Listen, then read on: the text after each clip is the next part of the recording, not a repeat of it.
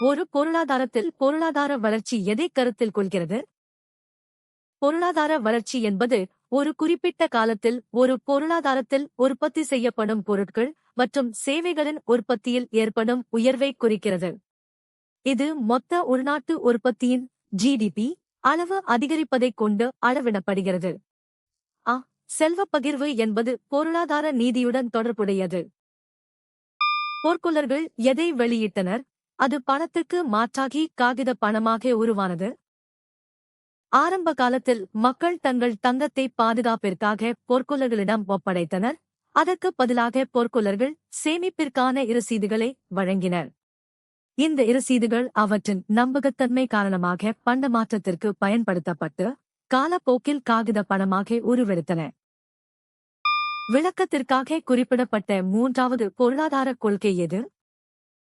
1991-இல் அறிமுகப்படுத்தப்பட்ட புதிய பொருளாதார கொள்கை எல்பிஜி இந்தியாவின் பொருளாதார பாதையை மாற்றியமைத்த மிக முக்கியமான கொள்கையாகும். இது தாராளமயமாக்கல், தனியார்மயமாக்கல் மற்றும் உலகமயமாக்கல் ஆகியவற்றை உள்ளடக்கியது.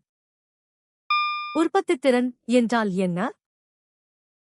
உற்பத்தித்திறன் என்பது கொடுக்கப்பட்ட உள்ளீடுகளைக் கொண்டு எவ்வளவு திறமையாக வெளியீடுகளை உருவாக்க முடியும் என்பதைக் குறிக்கும் அளவீடாகும். இது ஒரு பொருளாதாரத்தின் செயல்திறன் மற்றும் அதன் வளர்ச்சித் திறனை வெளிப்படுத்துகிறது. ஜவுளி இயந்திரத் துறையின் எழுச்சி எதற்கு வழிவகுத்தது? ஜவுளி இயந்திரத் துறையின் வளர்ச்சியால் அந்த இயந்திரங்களை பராமரிக்கவும் பழுது பார்க்கவும் பல சிறிய பட்டறைகள் மற்றும் துணை நிறுவனங்கள் உருவாயின.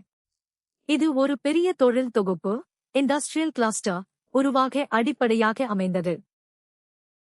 ஒரு தொழில் முனைவோர் கொண்டிருக்கும் திறன்களில் ஒன்று எது?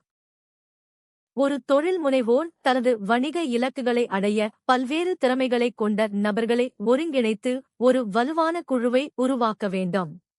அவர் ஒரு தலைவராக இருந்து குழுவை வழிநடத்தும் திறன் கொண்டவராக இருப்பது மிக அவசியம். சட்ட அறிவு என்பது வழக்கறிஞர்களால் கையாளப்படும் ஒரு சிறப்பு துறையாகும். பல பரிமாண வறுமை குறியீட்டை API எந்த நிறுவனங்கள் அறிமுகப்படுத்தினர்? பல பரிமாண வறுமை குறியீடு API 2010ஆம் ஆண்டில் ஐக்கிய நாடுகளின் வளர்ச்சித் திட்டம் UNDP மற்றும் ஆக்ஸ்போர்டு வறுமை மற்றும் மனித மேம்பாட்டு முயற்சி OFI ஆகியவற்றால் தொடங்கப்பட்டது. இது வருமானத்தை மட்டும் பார்க்காமல் கல்வி, சுகாதாரம் மற்றும் வாழ்க்கைத் தரம் ஆகியவற்றை அடிப்படையாகக் கொண்டு வறுமையை அளவிடுகிறது.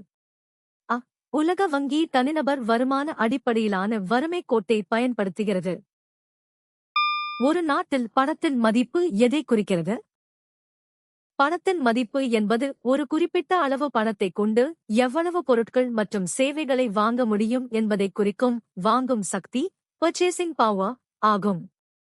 விலைவாசி உயரும்போது பணத்தின் வாங்கும் சக்தி அல்லது அதன் மதிப்பு குறைகிறது.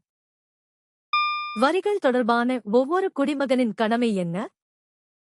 இந்திய அரசியலமைப்பு மற்றும் சட்டங்களின்படி ஒரு குடிமகன் தனது வருமானம் நிர்ணயிக்கப்பட்ட வரி வரம்பிற்கு மேல் இருந்தால் வரி செலுத்துவது சட்டப்பூர்வ கடமையாகும்.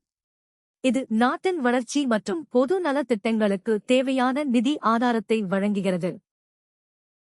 காலனித்துவ காலத்தில் சில தொழில்களின் வளர்ச்சியின் விளைவு என்னவாக இருந்தது?